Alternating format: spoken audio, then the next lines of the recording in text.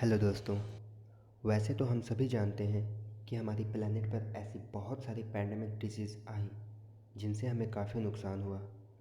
लेकिन फ्रेंड्स, क्या आपको पता है ऐसा कौन सा वायरस है जो हमारी अर्थ पर पहली बार आया है?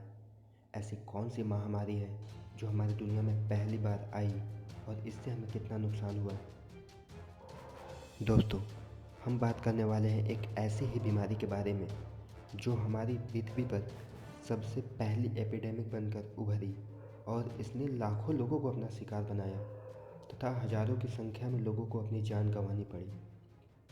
दोस्तों, दुनिया की पहली महामारी येलो फीवर एक ऐसी संक्रामक डिजीज़ है जो एडिस एजिप्टियाई जाति के मादा मच्छरों के काटने से फैलता है।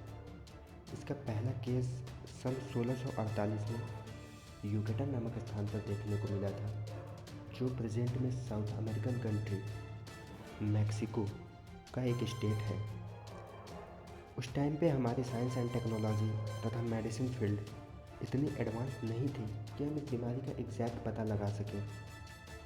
लेकिन इसके 250 सालों के बाद यह बीमारी एक विश्वव्यापी महामारी बनकर उभरी और इसने पूरे वर्ल्ड के कई हिस्सों को काफ़ी ज़्यादा डैमेज किया। बात तब की है जब क्यूबा यूएस गवर्नमेंट के अधीन था, अमेरिका का गुलाम था। क्यूबा 1900 में अपनी फ्रीडम के लिए स्पेन से फाइट कर रहा था। उस टाइम पे क्यूबा में काफ़ी ज़्यादा अशांति तथा डिस्टर्बेंस थे। इसी अशांति को देखते हुए यूएस गवर्नमेंट ने अपने स्पेशल फोर्स को क्यूबा भेजने का निर्णय लिया। At the present time yellow fever एक महामारी बनकर आया और शत्रु की गोली से ज़्यादा सैनिक किसी अज्ञात बीमारी से मरने लगे। यूएस आर्मी के तत्कालीन फिजिशियन मेजर वाल्टर रीड को इसके कारणों का पता लगाने का ऑर्डर मिला। रीड को भी इसके बारे में कुछ भी जानकारी नहीं थी कि ऐसा क्यों हो रहा है, आखिरकार सैनिक क्यों मर रहे हैं। लेकिन क्यूबा के ही जाने माने फिजिशियन कार्लोस जॉन फिनेले का मानना था कि ऐसा किसी अज्ञात वायरस के कारण हो रहा है। फिनेले ने अपना यह मत रीड के सामने रखा, जो कि रीड को काफ़ी ज़्यादा लॉजिकल लगा। रीड के वीर सिपाही तथा उनके दोस्त जेम्स कैरोल तथा जेसी लेजर ने खुद को पीड़ित रोगी का स्तनपान करने वाले मच्छर से कटवाया। दोनों को ही येलो फीवर के सिम्टम्स आने लगे। कैरोल को काफ़ी मुश्किल से बचाया गया, जबकि लेजियर को अपनी जान गंवानी पड़ी। सन 1901 में फिनेले ने यह स्पष्ट रूप से पता लगा लिया कि इसका कारण कोई अदृश्य जीवाणु है जिसके संवाहक मच्छर है। दोस्तों, येलो फीवर के सिम्टम्स आमतौर पर पेशेंट में 3 से 6 दिन के अंदर आने लगते हैं, जिसमें बुखार, सिर दर्द, ठंड लगना, पीठ दर्द, मिचली और वोमिटिंग होने लगती है। इससे इन्फेक्टेड 15% केसेस में पेशेंट को लिवर डैमेज तथा जॉन्डिस होने का भी खतरा रहता है तथा पूरी बॉडी में पीलापन आ जाता है। इसी बॉडी के पीलेपन को देखते हुए काफ़ी लोगों का तो यह भी मानना है कि येलो फीवर ही पीलिया है। लेकिन मैं आपकी बेसिक नॉलेज के लिए बता दूं कि ऐसा बिल्कुल भी नहीं है। येलो फीवर तथा पीलिया दोनों ही अलग अलग रोग हैं।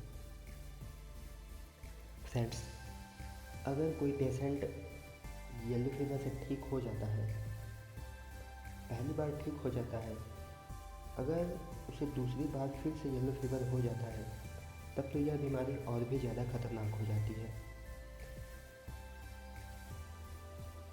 इस दौरान पेशेंट के मुंह, आँख, नाक तथा कान से ब्लीडिंग जैसी घटनाएं भी सामने आती हैं।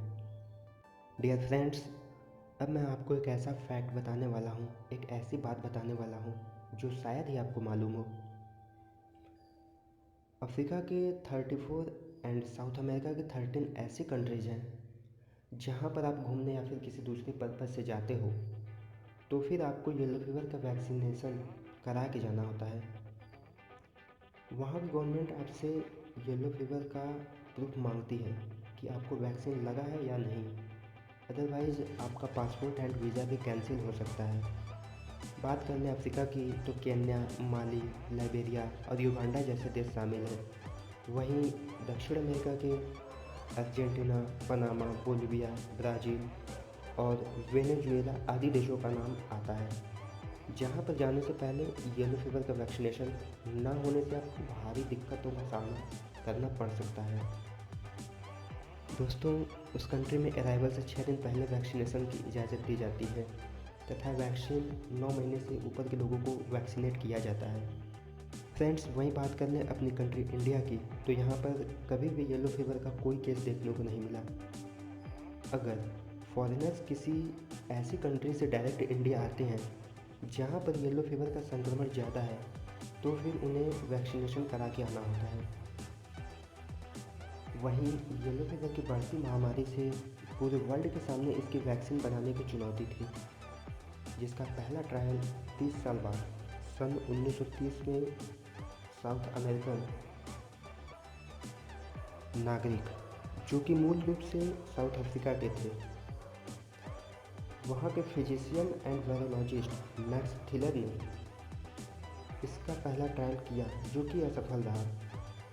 लेकिन 7 सालों बाद ही 1937 में थिलर ने सक्सेसफुल ट्रायल किया और 17D नामक एक वैक्सीन बनाई, जो कि पेशेंट्स को 100% तक रिकवर कर दे रही थी।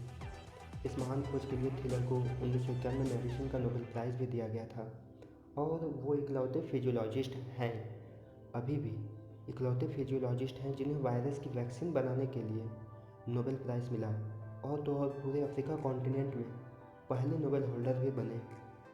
किसी व्यक्ति में येलो फीवर का टेस्ट करने के लिए उसका ब्लड टेस्ट किया जाता है। वहीं यह बीमारी एक व्यक्ति से दूसरे व्यक्ति में नहीं फैलती है। यह बीमारी तभी फैलती है जब आपको एक इन्फेक्टेड मच्छर काटता है। बात कर लें इसके प्रिकॉशंस एंड ट्रीटमेंट के, तो पेशेंट को 3 से 4 दिन के अंदर वैक्सीन लग जाना चाहिए। अगर वैक्सीन सही समय पर अवेलेबल ना हो तो पेशेंट के पेन को कम करने के लिए सावधानी से दवाइयों को चूज करना चाहिए। Otherwise non steroidal anti inflammatory दवाओं, जिसमें एस्पिरिन की मात्रा अधिक होती है, जिसका सेवन करने से ब्लीडिंग होने का भी रिस्क होता है। दोस्तों, WHO की एक रिपोर्ट के मुताबिक 2013 के बाद से पूरी दुनिया में per year 2 lakh patients yellow fever से इन्फेक्टेड होते हैं, जिसमें 30,000 लोगों की मौत हो जाती है।